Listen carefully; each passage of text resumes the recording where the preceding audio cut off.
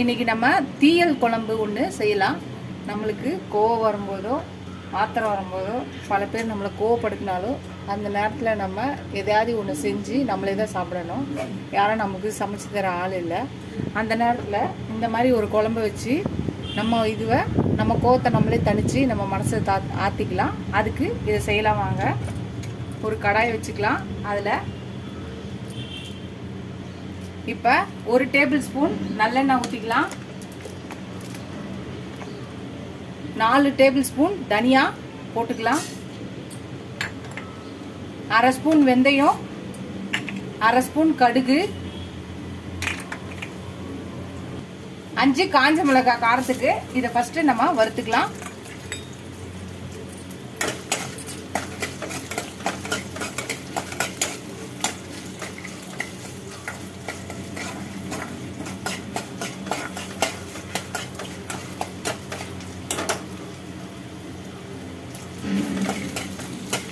இது நல்லா வறுத்தோடனே இது மிக்ஸி ஜாரில் நம்ம மாற்றிக்கலாம்.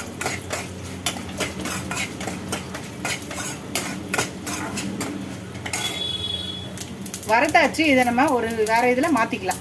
இப்போ அதே கடாயிலே திருப்பியும் ஒரு டேபிள் ஸ்பூனு எண்ணெய் ஊற்றிக்கலாம். நல்லெண்ணெய், அப்புறம் ஒரு 1/2 மூடி தேங்காவை துருவி வச்சிருக்கேன், அதையும் போட்டுக்கலாம். இதை நம்ம எவ்வளோக்கு எவ்வளோ ப்ரௌனாக வதக்குறோமோ அவ்வளோக்கு எவ்வளோ நம்மளோட தீயல் குழம்பு நல்லா டேஸ்ட்டாக வரும். இதோட ஸ்பெஷாலிட்டியே இந்த தேங்காய் வந்து ப்ரௌன் கலரில் மாறணும். அது வரையும் வறுத்துக்கலாம். நல்லா ப்ரௌன் கலரில் மாறிடுச்சு பாருங்கள். தேங்காய் வந்து தீயக்கூடாது, ஆனால் கலர் மட்டும் இந்த கலரில் இருக்கணும். நீங்கள் எவ்வளோக்கு எவ்வளோ இந்த மாதிரி கலர் மாறுதோ அவ்வளோக்கு எவ்வளோ இந்த தீயல் குழம்பு டேஸ்ட்டாக இருக்கும். இப்போ ஒரு 1/2 ஸ்பூன் மிளகு போட மறந்துட்டேன். அந்த தனியாவோட சேர்த்து வறுக்க வேண்டியது. இந்த நேரத்தில் இதோட சேர்த்து வறுத்துக்கலாம். வறுத்தாச்சு. நம்ம இதை தேங்காவையும் இந்த மிக்ஸி ஜார்லேயே சேர்த்து மாற்றிக்கலாம்.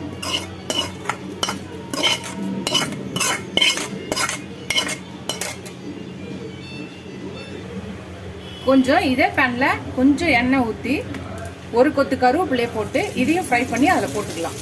கருவேப்பிலை வதங்கிச்சு. இதே நம்ம மிக்ஸி ஜாருக்கு மாற்றிக்கலாம். மிக்ஸி ஜாரில் மாற்றியாச்சு. இது நல்லா ஆறுனோல நல்ல பேஸ்ட்டாக அரைச்சிக்கலாம் தண்ணி ஊற்றி. இப்போ திருப்பியும் அதே பேன்லேயே ஒரு குழிக்கரண்டி நல்லெண்ணெய் ஊற்றிக்கலாம்.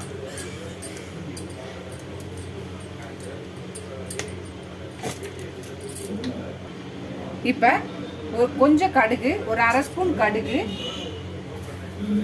ஒரு 1/2 ஸ்பூன் வெந்தயம். இது நல்லா வெடிட்டோம். ஒரு சின்ன பேன் எடுத்துக்கலாம். எண்ணெய் திருப்பி நல்லெண்ணெய் ஊற்றிட்டு ஒரு 4 சின்ன வெங்காயத்தை வறுத்துக்கலாம்.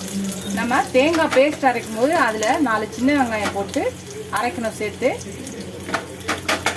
இதே சேர்த்து போட்டுக்கலாம். சின்ன வெங்காயம் நல்லா வதங்கிடுச்சு. இப்போ நம்ம இதை எடுத்து அந்த தேங்காயில் போட்டுடலாம். கடுகு வெந்தயம் எல்லாம் வெடிச்சிருச்சு. இப்போ ஒரு 1/4 கிலோ சின்ன வெங்காயத்தை போட்டுக்கலாம்.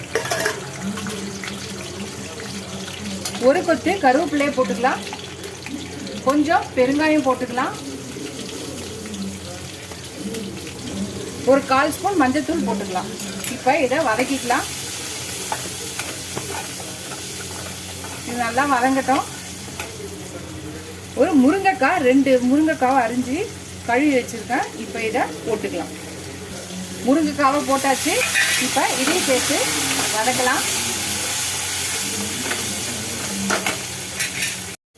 இப்போ ஒரு 1/2 ஸ்பூனு கல்லுப்பு, இந்த முருங்கைக்காய்க்கு தேவையான அளவு உப்பு போடுறேன். இது சேர்த்து வதக்கிக்கலாம்.